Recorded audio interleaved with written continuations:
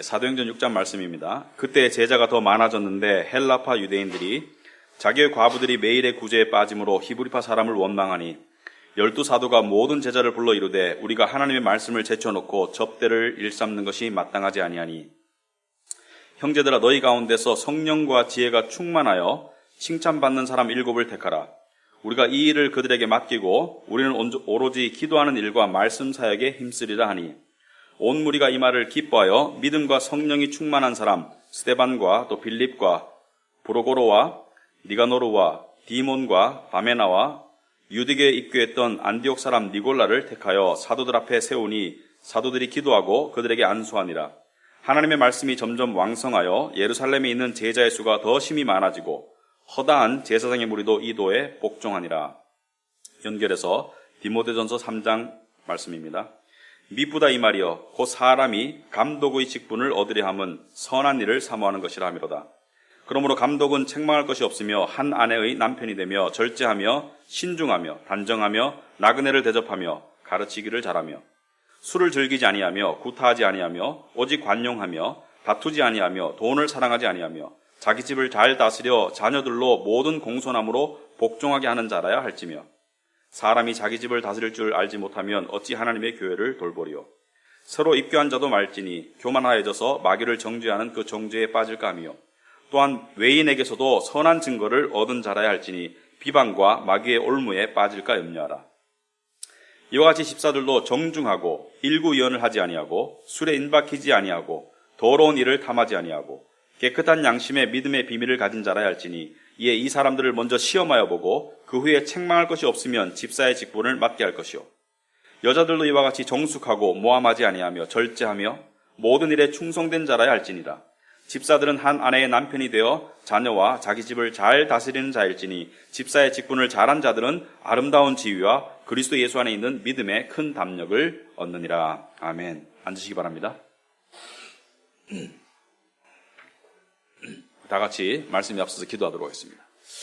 하나님 아버지, 오늘도 저희들이 이 자리에 모여서 하나님을 예배하고 또 그 가운데 정말 가장 중요한 하나님의 음성을 듣는 시간이 되었습니다. 이 말씀을 통해서 우리에게 주시는 하나님의 뜻과 가르침을 우리가 잘 받을 수 있도록 하옵시고 특별히 저희 카비넌트 교회가 하나님의 말씀 앞에 정말 떨 줄 알며 또 순종하며 또 특별히 저희는 교회 역사가 오래되지 않은 아직 개척을 좀 지나고 있는 교회입니다. 이 교회가 정말 주님의 말씀대로 세워질 수 있도록 주님 도와주시옵소서. 그리하여서 정말 하나님의 은혜의 보고로서 하나님의 은혜를 담아서 전하는 그릇으로서 정말 부족함이 없도록 주님 도와주시옵소서. 저를 비롯한 모든 우리 성도들이 말씀 앞에 마음의 무릎을 꿇을 수 있도록 주님 도와주셨기를 바라오며 특별히 오늘 교회 직분에 대해서 이야기할 때 하나님께서 우리 교회의 이 중요한 시간을 함께 하시고 인도하실 줄 믿습니다. 우리 교회가 정말 당장이 아니라 앞으로 5년, 10년을 바라보고 그 이후를 바라보며 정말 복음의 교회로서 말씀 가운데 세워져서 수많은 사람들에게 그리스도의 복음과 은혜를 끼치는 그런 교회가 되게 하시고 이 자리에 함께하는 저희들은 이 중요한 하나님의 교회의 일에 정말 미리 참석하고 또 기초가 되는 그러한 그 중요하고 정말 의미 있는 그런 일에 동참한다는 것을 함께 되새기는 그런 시간 될 수 있도록 도와주시옵소서. 예수님 이름으로 기도합나이다. 아멘. 예, 원래 로마서를 보고 있는데 오늘 하루만 잠시 그 로마서를 중단하고 오늘 이 교회 직분에 대해서 특별히 집사의 직분에 대해서 우리가 살펴보길 원합니다. 우리 교회가 이제 시작한 지가 6년이 좀 지났습니다. 그래서 지금 여러분들이 이 자리에서 모여서 저와 여러분들이 함께 예배를 드리고 있는데 이 교회가 세워지는데 반드시 필요한 과정 중에 하나가 직분자들을 세우는 일입니다. 물론 우리 교회에 지금 케어그룹 리더나 부리더들이 그 직분자의 역할을 같이 감당하고 있지만 정상적인 교회는 집사와 장로가 세워져서 그 교회가 하나님의 교회로서 온전히 세워지는 그렇게 되는 것이기 때문에 직분자들을 세워야 되는데 이제 6년이 흐르고 난 다음에 비로소 우리는 집사들을 세우려고 하는 그런 단계에 지금 와 있고, 하나님께서 허락하시면 앞으로 장로들도 세울 수 있는 그런 은혜가 있기를 바랍니다. 교회란 무엇이냐? 교회의 임무는 두 가지밖에 없습니다. 전도는 교회의 임무 중에 하나이지만, 교회의 가장 커다란 임무는, 가장 커다란 존재의 이유는 예수 그리스도의 복음을 통해서 사람들을 구원시키고, 그리고 더 나아가서 구원받은 사람들이 그 안에서 하나님의 보호를 받으며 성령과 말씀의 은혜 가운데 예수 그리스도를 닮아가는, 우리가 말하는 성화, 닮아가는 성화의 삶을 충실히 살다가 이제 하나님 앞에 가는 것, 그때까지 보호받고, 그때까지 케어받고, 가르침받고, 그게 교회죠. 교회의 본분입니다.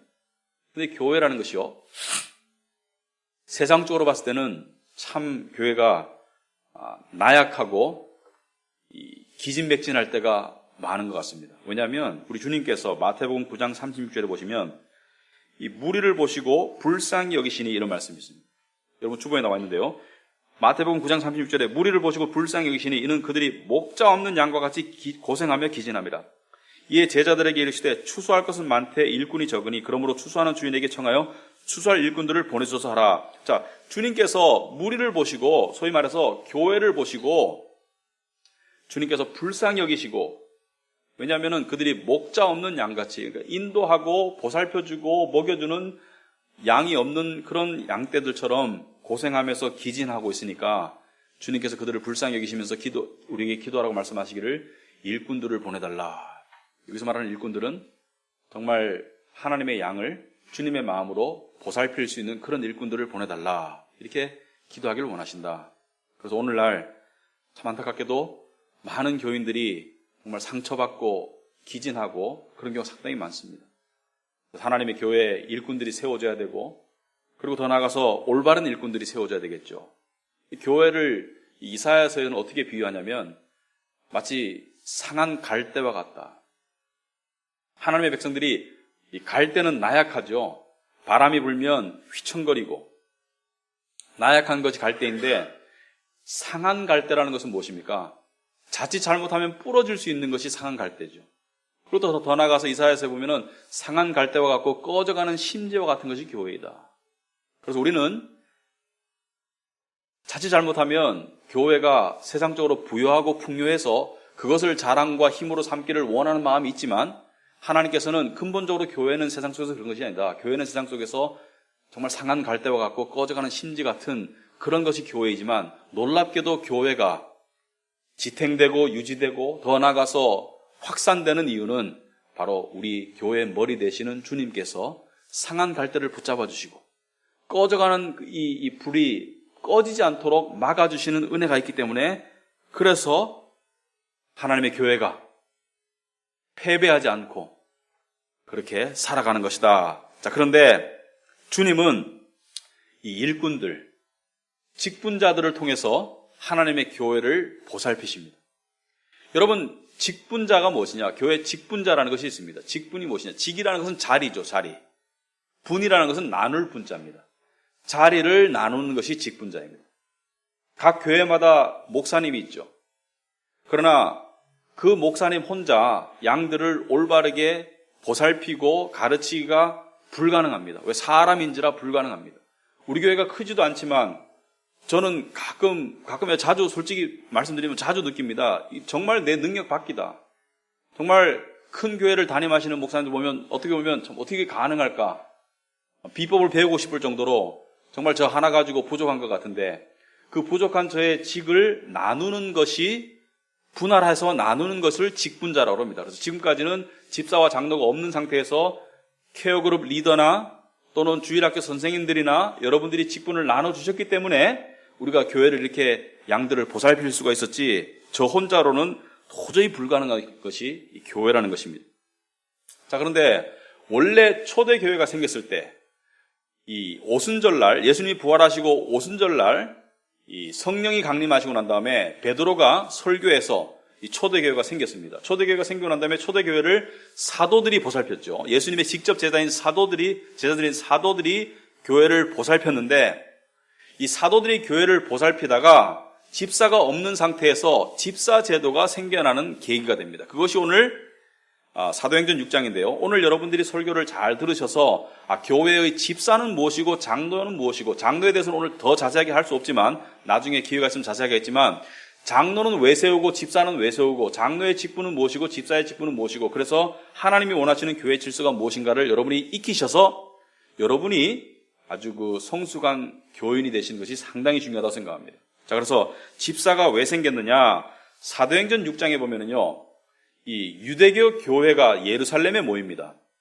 그런데 유대인 교회가 모였는데 거기에 히브리파 유대인이 있고 헬라파 유대인이 있어요. 무슨 말이냐면 히브리파 유대인은 예루살렘에 있던 본토 유대인이고, 헬라파 유대인은 로마 제국에 흩어져 있던 유대인들이 각 제국의 다른 나라에서 예루살렘에 돌아와서 거기서 정착해서 함께 이룬 유대인 교회. 오늘날로 말하자면 한국에 살던 한국인과 미국에 살던 교포나 캐나다에 살던 교포나 교포들이 함께 모여서 교회를 일구었다, 이렇게 보시면 돼요. 그런데 문제가 무엇인가? 여러분, 교회는 구제를 합니다. 그죠? 근데 우리가 구제를 생각할 때 막연하게나마 교회 밖의 가난한 사람들을, 저소득층을 도와주는 것이 구제라고 생각하는데, 구제의 근본적인 의미는, 물론 그것도 구제 맞습니다. 교회 밖에 소외된 사람들을 도와주는 것도 구제가 맞지만, 구제의 근본적인 의미는 교회 안의 식구들을 도와주는 것이 구제의 근본적인 의미입니다. 그래서 너희가 선한 일을 하되 더욱 믿음의 가정들에게 더욱 하라. 그 말씀이 무엇이냐면, 선한 일을 하되 믿음의 가정들을 더 보살펴라. 왜? 식구니까. 그런데 이 당시에 교회 안의 과부들, 특별히 나이 드신 과부들을 이 교회가 보살폈습니다. 왜냐하면 나이 드신 과부들은 일을 할 수도 없고 경제적인 능력이 없으니까 보살핀다는 것은 매일매일 음식을 대접해서 그들이 굶지 않도록 그렇게 했는데, 이 사도행전 6장 오늘 본문 1절에 보시면 그때 제자가 더 많아졌는데, 교인 수가 늘었는데 헬라파 유대인들이, 그러니까 외국에 살다가 온 교포 유대인들이 자기의 과부들이 매일의 구제에서 빠짐으로 히브리파 사람을 원망했다라고 되어 있습니다. 그러니까 본토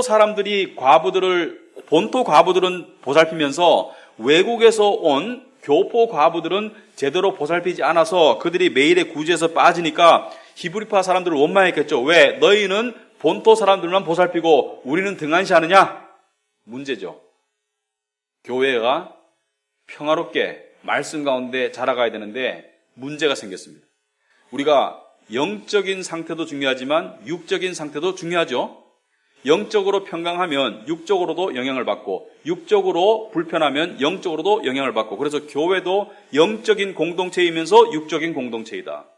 그런데 처음에는 말씀 전하고 사도들은 기도하고 이 영적으로 양들을 보살피는 것에 치중했는데, 이 일을 자기들이 등한시하면서 이 과부들을 보살피는 육적인 일을 동시에 하려고 하니까 이게 안 되겠는 거예요. 그래서 2절에 보면 12사도가 모든 제자를 불러 이르되 우리가 하나님의 말씀을 제쳐놓고 접대를 일삼는 것이 마땅하지 아니하다. 그러니까 우리는 말씀 맡은 사도들인데 이 말씀을 제쳐놓고 육적인 보살핌을 하는 것은 마땅하지 아니하다. 왜 마땅하지 아니할까요? 왜냐하면 인간은 한계가 있기 때문에 두 가지 일을 동시에 다 잘할 수가 없겠죠. 이걸 하려면 이걸 등한시해야 되겠죠. 이걸 하려면 저걸 등한시해야 되고, 우리는 말씀 맡은 자인데 말씀에 충실해야 되는데 육적인 필요까지 보살피다 보면 그것을 등한시할 수밖에 없으니까 말씀을, 이것이 마땅하지 아니하니까 너희 가운데 성령과 지혜가 충만하여 칭찬받는 7사람을 택해라. 그래서 최초로 7 집사를 선출했습니다. 그래서 집사를 선출해가지고 이 사도들 앞에 세우고 사도들이 그들에게 기도하고 안수해서 집사를 세웠습니다. 그러니까 사도는 오늘날 장로와 비슷한 일을 하시는 분들이고, 집사는 오늘날 집사와 비슷한 일을 하는데, 장로와 집사의 가장 커다란 차이가 무엇입니까? 공통점부터 말씀드리자면 집사는 섬기는 자라는 뜻이에요. servant. 섬기는 자이기 때문에 집사는 교회의 육체적인 물리적인 필요를 섬기는 자들이 집사이고, 장로는 영적인 것을 섬기는 자들이 장로입니다. 그래서 장로의 자격 중에 하나가 가르치기를 잘해야 돼요. 그래서 장로에도 2가지 종류의 장로가 있습니다. 저도 목사님도 장로이고 장로도 장로님입니다. 그러니까 장로의 가르치는 것에 치중하는 자를 teaching elder, 가르치는 장로, 목사를 말합니다. 그리고 장로 중에 보살피고 다스리는 것을 주하는 장로가 ruling elder, 다스리는 장로, 일반적으로 우리가 말하는 장로교의 장로들이 그 장로에 해당합니다. 그러니까 목사도 장로나 마찬가지입니다. 오늘 본문의 감독도 장로예요. 감독은 이 감리교에서는 감독이라고 부르지만 우리 장로교에서는 장로라고 부르기 때문에 그러니까 감독이나 사도나 목사나 하는 일이 비슷합니다. 교회의 영적인 일을 섬기는 것이 장로이고 집사는 교회의 육적인 필요를 섬기는 분들이 집사입니다. 그런데 왜 아까 말씀드렸듯이 한 사람이 두 가지를 못하느냐? 첫 번째 이유는 사람마다 은사가 다르고 능력이 한계가 있기 때문에 도를 나눠야 되고, 또 하나는 여러분 장로나 목사가 이 집사에 하는 일 중에 가장 큰 일 중에 하나가 재정입니다. 재정. 헌금을 계수하고 헌금을 집행하고, 물론 장로가 소속된 당회나 목사님이 최종적으로 승인하고 그것을 이렇게 조언하고 또 관리하지만 실제적인 일은 집사님들이 하시는 것이 성경적입니다. 장로나 목사는 재정에 깊이 관여하면 하나님의 질서에 위배됩니다. 그래서 영적인 일을 맡은 사람이 재정에 깊이 관여하게 되면 어떤 결과가 나올까요? 재정적인 상황 때문에 사람들을 차별하게 되고, 또 재정적인 일에 치중하다 보면 영적인 일을 등한시하게 되고, 그래서 목사와 장로는 근본적으로 재정에는 관여하지 않는 것이 성경적입니다. 이것을 잘못하다 보면 교회에 문제가 생깁니다. 그래서 집사들이 재정을 담당하는 것이 맞다. 그래서 베드로전서 5장에 보시면 여러분 주보에 나와 있죠. 너희 중 장로들에게 권하노니 나는 함께 장로된 자요 그리스도의 고난의 증인이요 나타날 영광에 참여할 자니라. 장로들에게 권하는데 무엇을 권합니까? 너희 중에 있는 하나님의 양무리를 치되, 양을 치다라는 것은 양을 보살피다라는 것을 말합니다. 억지로 하지 말고 하나님의 뜻을 따라 자원함으로 하며, 그러니까 기꺼이 하고, 더러운 이득을 위하여 하지 말고 기꺼이 하며, 맡은 자들에게 주장하는 자세를 하지 말고 양무리의 본이 되거라. 이게 장로들을 향한 권면의 말씀이죠. 자, 여기서 양을 치다라는 것은 요한복음 21장에 보시면 예수님께서 부활하시고 난 다음에 베드로에게 나타나셔서 네가 나를 사랑하느냐 3번 물으셨어요. 그때 베드로가 주님 사랑합니다. 그러니까 뭐라고 말합니까? 내 양을 쳐라, 내 양을 먹여라, 내 양을 보살펴라. 네가 나를 사랑한다면 내 양을 보살피고 내 양을 먹여라. 내 양을 보살피고 내 양을 먹이는 것이 나를 사랑하는 길이다. 왜? 주님은 당신과 당신의 양들을 하나로 보시기 때문에. 사도 바울이 다메섹으로 가다가 공중에 부활하신 예수님이 나타나셔서 뭐라고 그랬습니까? 바울아 바울아 사울아 사울아 네가 왜 나를 핍박하느냐? 사울은 예수님을 본 적도 없는데, 핍박한 적이 없는데 네가 왜 나를 핍박하느냐? 그 말씀 속에 무엇이 담겨 있습니까? 당신의 양들을 당신과 같이 여기신다. 여러분이 하나님의 자녀면 주님은 여러분을 주님과 같은 몸, 분신으로 여긴다는 걸 여러분 알아야 됩니다.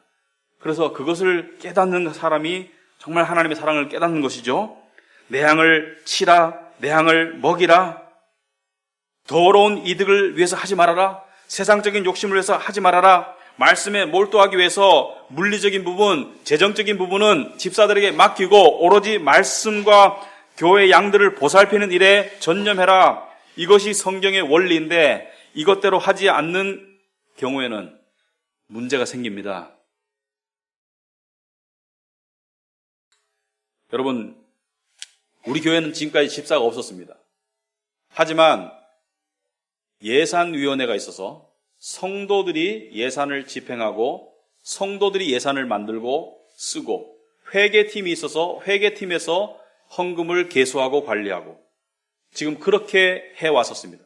집사들이 선출되면 집사들이 떠맡을 일 중에 큰 일 중에 하나가 그것일 것입니다.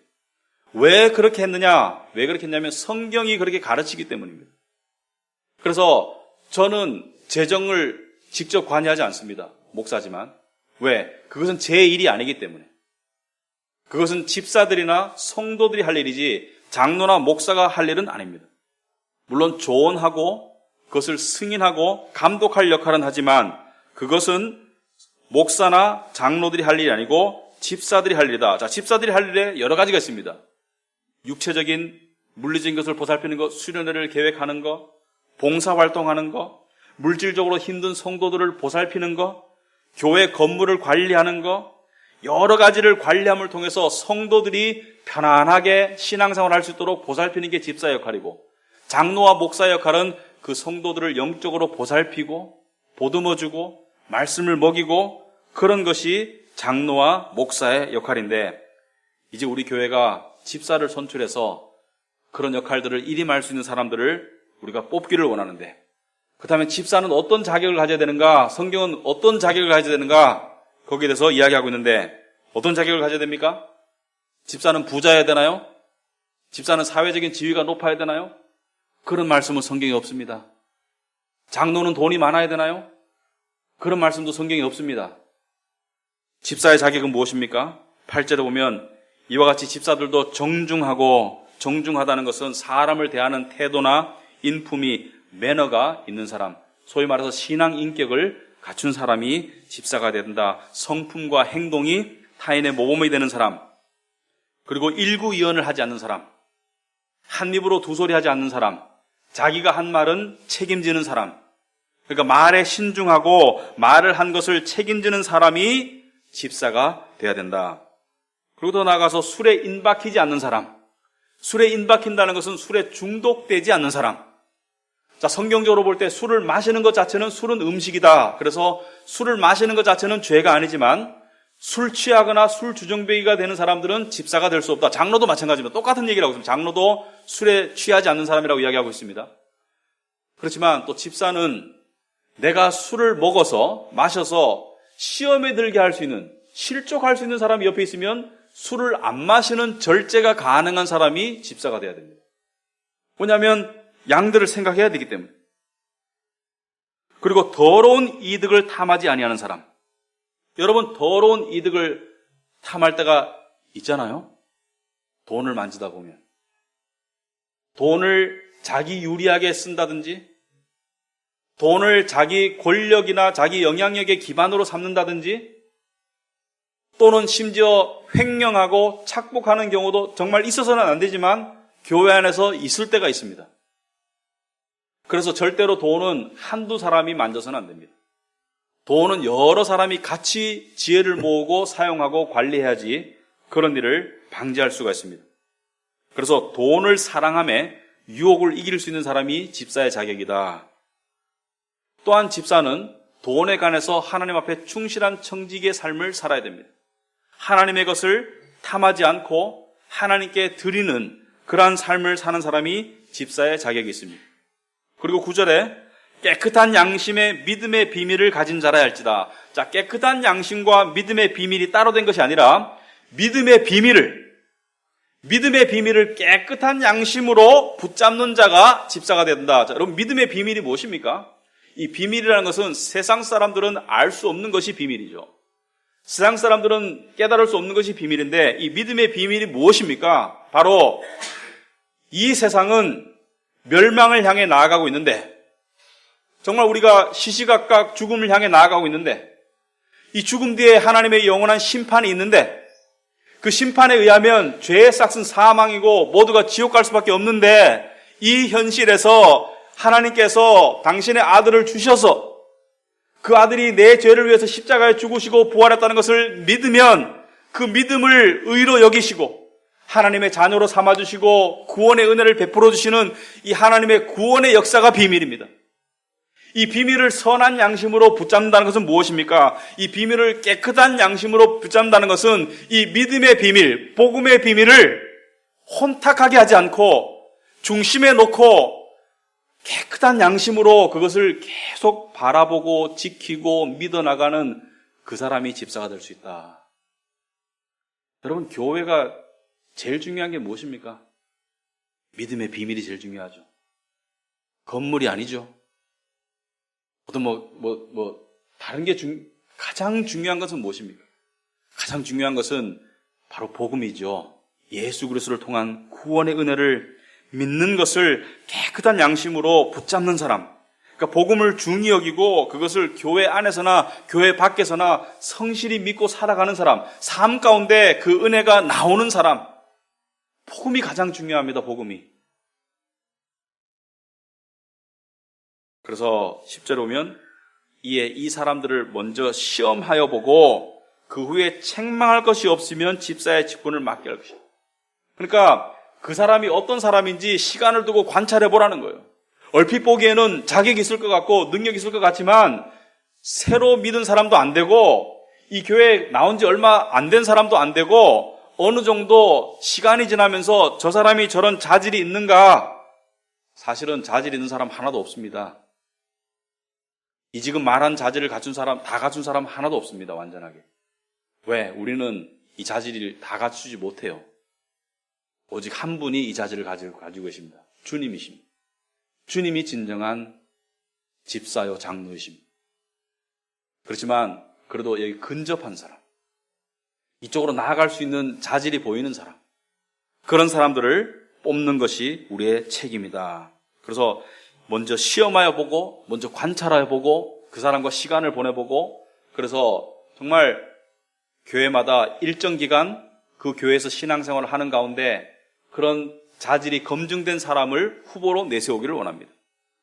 그렇지만 우리 교회는 역사가 짧기 때문에 교회에서 정하기를 1년 이상 꾸준하게 본교회에서 성실히 신앙생활을 한 사람을 후보로 우리가 생각하겠다. 그래서 우리 교회는 그렇게 정했고요. 그래서 책망할 것이 없으며 그런 사람에게 집사의 직분을 맡게 할 것이고 11절 12절은 함께 봐야 되겠습니다. 여자들도 이와 같이 정숙하고 모함하지 아니하며 절제하며 모든 일에 충성된 자라야 할지니라. 집사들은 한 아내의 남편이 되어 자녀와 자기 집을 잘 다스리는 자일지라. 아멘.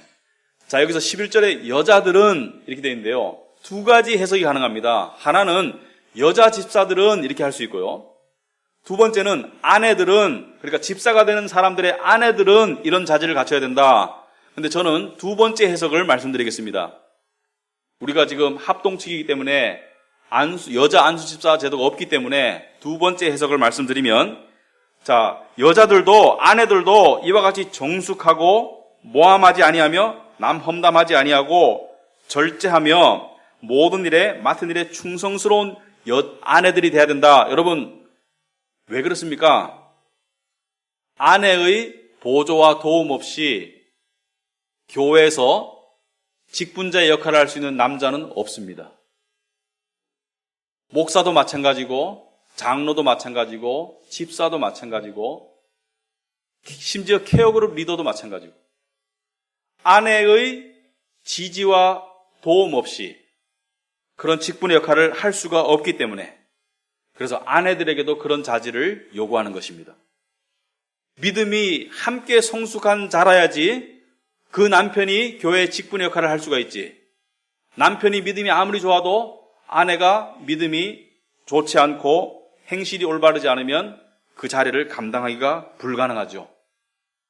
그래서 아내들도 그와 같은 자질을 갖춰야 되고 또 12절에 집사들은 한 아내의 남편이 되어 자녀와 자기 집을 잘 다스리는 자가 되어야 된다. 자, 여기서 한 아내의 남편이라는 이 말을 왜 썼는가? 이 당시 고대 사회에서는 일부 다처제가 일부 허용되었습니다.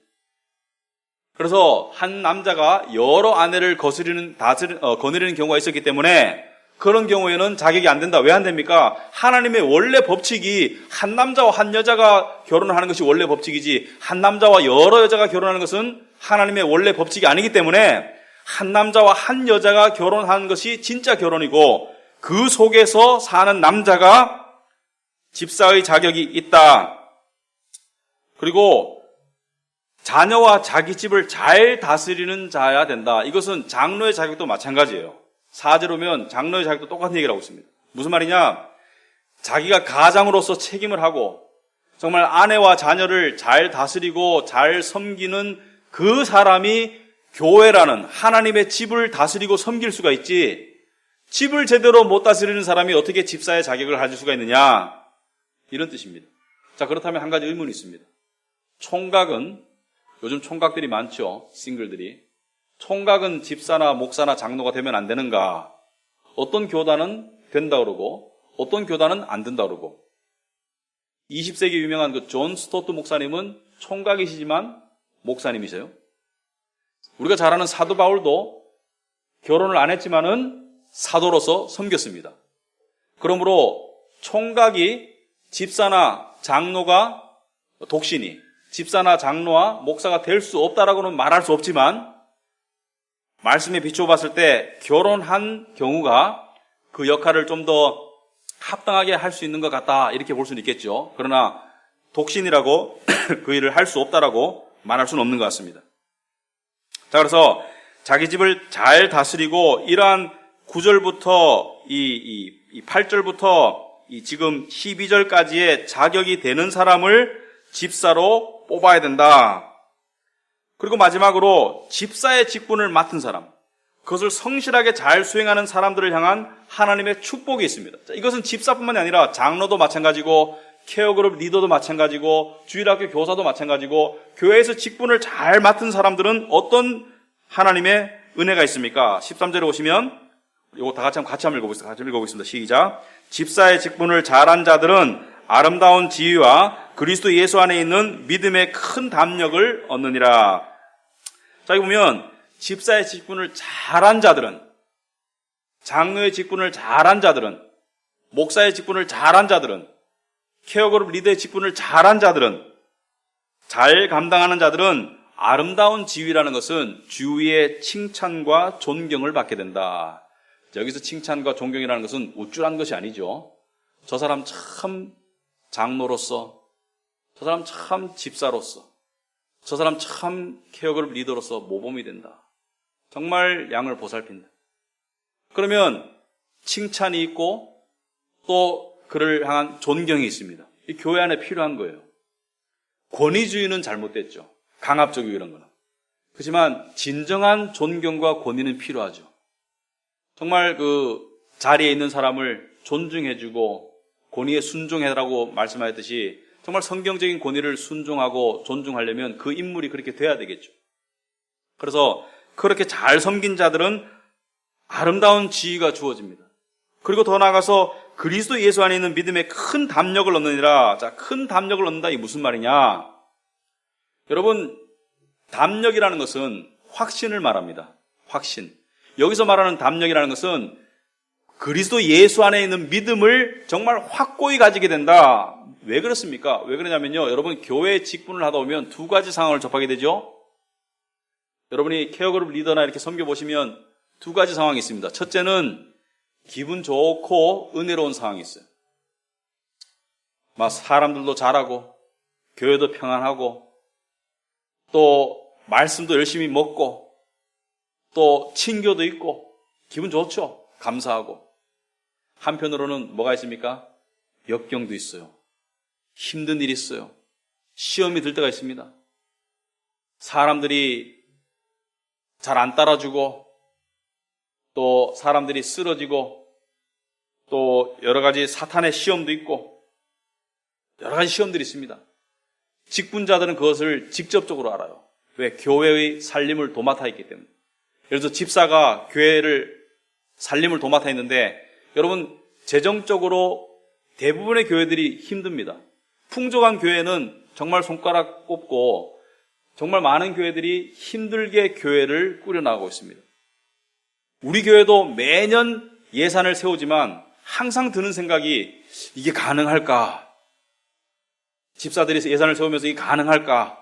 그런데 하나님께서 필요한 것은 채워주시고 또 필요한 것은 보살펴주시고 그러니까 그런 하나님의 교회를 향한 하나님의 정말 은밀한 손길을 직접적으로 느끼고 체험하기 때문에 어떻게 되겠습니까? 아, 주님께서 역사하시는구나. 인간이 부족해도 인간이 약해도 인간이 미련해도 주님께서 역사하시고 주님께서 교회라는 주님의 몸을 보살피시는 것을 직분자들은 직접적으로 체험을 합니다. 그러므로 어떻게 되겠습니까? 믿음의 담력이 생기죠. 주님이 하실 것이다. 우리는 나약하고 우리는 부족하지만 우리는 가난하지만 주님이 하실 것이다. 그런 믿음의 담력이 생기는 것이죠. 여러분, 우리는 풍요를 좋아합니다. 우리는 세상적인 어떤 자신감을 좋아합니다. 그런데요, 요한계시록 보시면 7 교회가 나와요. 그런데 칭찬 있는 교회는 하나님 이러세요. 너희가 가난하고 정말 적지만 실제로 너희 가난하지 않다. 내가 보기엔 너희가 부유하다. 믿음 가운데 부유하다. 근데 반대로 라오디게아 교회는 너희가 풍요하고 정말 너희가 부족한 게 없는 것 같지만 내가 보기엔 너희가 벌거벗었다. 사람이 보는 것과 하나님 보는 게 달라요. 그래서 우리가 부족함을 조금 자연스럽게 받아들이는 것도 필요하다. 신앙생활 가운데. 나약하고 부족한 것을 싫어하고. 요즘에 우리나라 특히 그렇죠. 화려한 곳에 잘 가고 싶어 하죠. 왜? 그 속에서 나도 내 지위도 올라가는 것 같고 나도 화려해지는 것 같아요. 그러나 어떻게 보면요. 예수님께서는 부족하고 가난한 것을 일부러 허용하세요. 왜? 그래서 우리가 소망을 우리 능력이 아니라 하나님께 두도록 하기 위해서. 하나님을 의지하게 하도록 해서. 그래서요. 있는 분들은 조금 없는 것처럼 사세요. 자꾸 있는 거 바라보고 거기에 자신감 가지지 마시고 없는 분들은 그 없는 속에서 주님을 더욱 의지하는 믿음으로 나아가시고 그래서 우리가 그런 믿음의 지혜가 필요하고 그런 삶을 살다 보면 믿음의 확신이 자라고 담대함이 자랄 줄 압니다. 그래서 여러분 이 결론적으로 말씀드리자면 예수님께서 이렇게 말씀하셨죠. 나는 섬김을 받으러 온 것이 아니라 섬기러 왔다. 직분자가 그런 것입니다. 여러분이 지금 현재 케어그룹을 섬기든지 또 앞으로 집사로 선출돼서 이 교회를 섬기시든지 또 더 미래 장로로 선출돼서 이 교회를 섬기든지 여러분 섬긴다는 것은 무엇을 말합니까? 섬긴다는 것은 이것을 말한다고 믿습니다. 무엇을 말하냐면 나를 망각할 줄 아는 사람이 섬기는 자입니다. 내 문제, 내 욕심에 사로잡혀서 남이 눈에 들어오지 않는 것은 섬기는 자가 아닙니다. 여러분, 우리 교회도 리더들이 있습니다. 여러분이 맡고 있는 양들을 여러분은 얼마나 위해서 기도하나요? 그들을 얼마나 보살피고 그들의 문제에 들어가 봅니까? 그렇게 잘 섬기는 자들에게는 믿음의 담대함과 정말 아름다운 지위가 주어지지만 우리가 이 섬김을 등한시하면 하나님 앞에 부끄러운 것이죠. 저도 마찬가지고 저도 많은 부끄러움을 가질 때가 있습니다. 왜? 내가 섬김이 부족하기 때문에. 근데요, 정말 복음으로 자라는 교회는요, 섬기는 교회입니다. 희생하는 교회이고 자기 자신을 내려놓고 정말 주님을 닮아가는 교회입니다. 주님께서 그러셨죠? 나를 따르려느냐? 네 십자가를 지고 나를 따라라. 무슨 십자가입니까? 나의 욕심, 나의 자기 중심적인 것을 십자가에 못 박고 양들을 보살펴라. 여러분, 이런 분들이 우리 교회에서 임명되기를 바랍니다. 아까 말씀드렸듯이 이러한 자질을 다 갖춘 사람이 있겠습니까? 없습니다. 하지만 우리말에 이런 게 있습니다. 자리가 사람을 만든다. 역할이 사람을 만든다. 그 역할을 통해서 그런 섬김에 그런 모습으로 나아갈 수 있는 사람들을 여러분들이 선출해 주시기 바랍니다. 다음 달 12월 달 중순쯤에 공동의회를 해서 예산안과 집사 임명을 동시에 우리가 하려고 합니다. 여러분이 중요한 일에 우리 다 같이 기도가 없어서는 안 되겠습니다. 그래서 지금 이 시간 저와 여러분이 오늘 주일 예배지만 잠깐 기도하고 그렇게 설교를 마치도록 하겠습니다. 우리 다 같이 한 1분 정도 우리 기도하도록 하겠습니다. 우리 교회에 정말 이러한 집사들이 선출되어서 하나님의 교회가 보살핌 받고 세워져 나갈 수 있도록 기도해 주시기 바랍니다. 다시 기도하겠습니다. 하나님 아버지 감사합니다. 우리를 보살피시는 주님, 우리 교회가 정말 하나님 합당한 십자를 준출하여서 주님을 주님의 교회를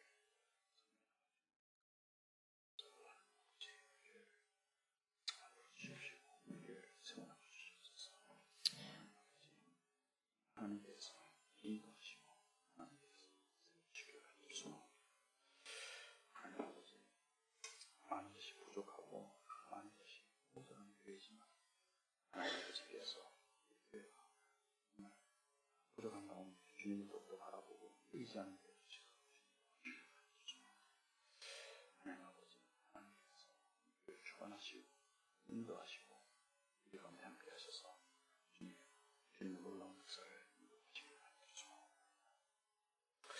아버지 하나님 감사합니다. 저희들에게 허락하신 이 교회 공동체 가운데 우리가 함께 한 식구로서 신앙생활을 해나가고 있습니다. 아버지 하나님, 특별히 이제 저희 교회가 집사를 선출하는데 그 과정을 하려고 합니다. 오랫동안 참 바라왔고 오랫동안 생각해 왔지만 참 때가 무르익지 않아서 이제 와서 집사를 선출하게 되었습니다. 하나님께서 합당한 사람들을 집사로 선출하여 주시옵기를 간절히 소망합나이다. 정말 그리스도의 몸된 교회를 위해서 희생적으로 정말 섬길 수 있는 그런 분들을 집사로 세워주시고, 또 간절히 바라옵기는 우리 교회 장로의 제목들도 보내주셔서 정말 미래의 장로들도 세울 수 있는, 그래서 우리 교회가 정말 하나님의 교회로 온전히 세워져 나가는, 복음의 그러한 그릇으로 온전히 세워져 나가는 그런 교회 될 수 있도록 주여 역사하시고 도와주시옵소서. 미약합니다. 또 부족하고 가난합니다. 하지만 하나님 아버지, 그것을 흠으로 여기지 아니하시고 오히려 그것을 그 속에서 주님의 부요함과 주님의 강함과 주님의 지혜로움을 체험할 수 있도록 하옵소서. 주님의 교회입니다. 주님께서 인도하시고 보살펴 주시옵소서. 모든 것 주님께 맡기오며 예수님 이름으로 기도합나이다. 아멘.